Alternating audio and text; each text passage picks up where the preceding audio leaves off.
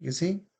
So now it has humanized it. So now what I'm gonna do is to yeah, yeah, and then you can put it back over here again. So this is how you can convert your 100% AI generated content into the humanized one. So hopefully this session will be helpful for you. If you have any questions, so you can simply drop me a message. So wish you good luck for your all of your AI generated assignments. Thank you very much.